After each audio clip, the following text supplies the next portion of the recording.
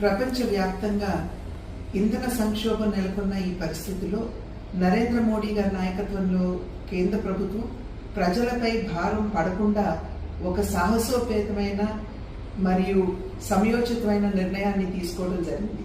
Petrol మరియు diesel పై విధిస్తున్నటువంటి అదనపు సుంకాన్ని తగ్గించడం జరిగింది.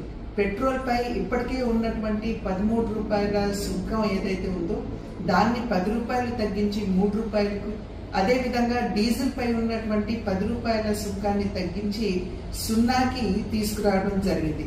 పశ్చిమాసియాలో కొనసాగుతున్నటువంటి పరిస్థితులు, అందులోనూ హోర్మూజ్ వంటి చాలా ప్రధానమైనటువంటి జలసంధి మార్గాలు ఏవైతే ఉన్నాయో వాటిపై ప్రభావం చూపుతూ వాటిని దిగ్బంధం చేసినటువంటి సందర్భంలో ప్రపంచవ్యాప్తంగా చమురు సరఫరా మరియు నిల్వలపై దాని యొక్క ప్రభావం పడుతున్నటువంటి సమయంలో ప్రజలపై అదనపు భారం పడకుండా చూడాలి అనేటువంటి ఉద్దేశంతో ఈ నిర్ణయం తీసుకోవడం జరిగింది.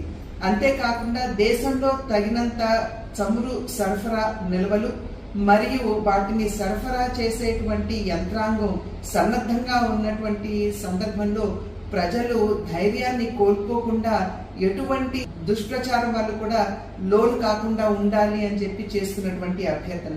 మన దేశం ఎప్పుడైనా సరే సంక్షోభాన్ని ఎదుర్కొన్నటువంటి పరిస్థితుల్లో నరేంద్ర మోడీ గారు విలక్షణమైనటువంటి ఆలోచనతో, అదేవిధంగా ధైర్యమైనటువంటి నిర్ణయాలతో దేశాన్ని ముందుకు నడిపించడం జరిగింది. కరోనా సమయంలో కూడా మనం ఇదే రకమైనటువంటి పరిస్థితులు ఎదుర్కొన్నప్పుడు వారు ఇదే విధంగా మన దేశాన్ని ముందుకు నడిపించారు. ఇది కేవలం ఒక ఆర్థిక నిర్ణయం మాత్రమే కాదు అని చెప్పి మనం గుర్తించాలి.